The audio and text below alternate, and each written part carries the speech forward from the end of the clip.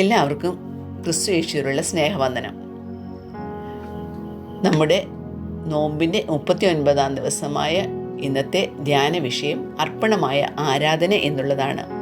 ഇതിനാധാരമായി വിശുദ്ധ മർക്കോസ് എഴുതിയ സുവിശേഷം 12-ാം അധ്യായം 41 മുതൽ 44 വരെയുള്ള വാക്യങ്ങൾ നമുക്ക് ധ്യാനിക്കാം. അവിടെ ദേവാലയ ഭണ്ഡാരത്തിൽ 2 കാശിട്ട് ദരിദ്രയായ വിധവയെ യേശു പ്രശംസിക്കുന്നതായി കാണാം. മാനുഷിക ദൃഷ്ടിയിൽ ആ ഭണ്ഡാരത്തിൽ ഏറ്റവും കൂടുതൽ ഇട്ട ആൾ ആയിരിക്കണം പ്രശംസിക്കപ്പെടേണ്ടവൻ. എന്നാൽ വിശ്വാസ ജീവിതത്തിൻ്റെ ഒരു വലിയ തത്വം തൻ്റെ ശിഷ്യന്മാരെ പഠിപ്പിക്കുവാൻ, മനസ്സിലാക്കുവാൻ യേശു ശ്രമിക്കുന്നു. കള്ളന്മാരും പിടിച്ചുപറിക്കാരും ശരിയായ രീതിയിലല്ലാതെ സമ്പാദിച്ചവരുമായ ആളുകൾ ആ ഭണ്ഡാരത്തിൽ കൂടുതലായി അർപ്പിച്ചിരിക്കാം.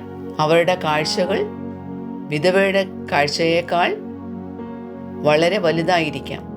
എന്നാൽ സത്യസന്ധമായും ത്യാഗപൂർണമായുള്ള കാഴ്ചകളാണ് ദൈവസന്നിധിയിൽ പ്രശംസനീയമായിട്ടുള്ളതെന്ന സത്യം ദൈവം നമ്മളെ പഠിപ്പിക്കുന്നു. ആ ദിവസത്തെ മറ്റെല്ലാ കാഴ്ചകളെക്കാളും വഴിപാടുകളെക്കാളും ഹൃദയപൂർവ്വമായ സമർപ്പണമായി യേശു വിധവയുടെ അർപ്പണത്തെ കാണുന്നു.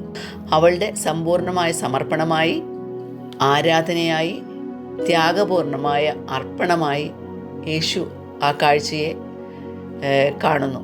ത്യാഗപൂർണമായ സമർപ്പണമാണ് ദൈവത്തിന് ഇഷ്ടമുള്ള ആരാധന.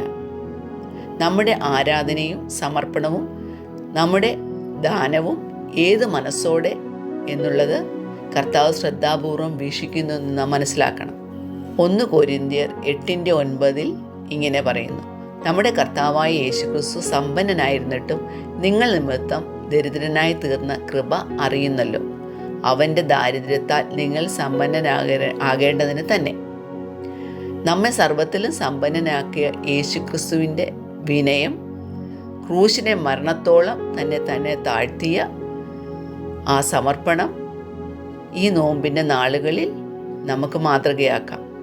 കർത്താവ് ക്രൂശിൽ തന്നെ അർപ്പിച്ചതുകൊണ്ടാണ് നമ്മൾ നമ്മുടെ പാപങ്ങളിൽ മരിച്ചു പോകാതെ നമ്മുടെ മനസ്സുകളെ ദൈവസന്നിധിയിൽ ദൈവത്തിന് പ്രസാദമുള്ള കാഴ്ചയായി ഈ നോമ്പിൻ്റെ നാളുകളിൽ നമുക്ക് സമർപ്പിക്കാം. ദൈവത്തിന് സ്വീകാര്യമായ അർപ്പണമായി നമ്മുടെ ആരാധനയും നമ്മുടെ സമർപ്പണവും തീരട്ടെ.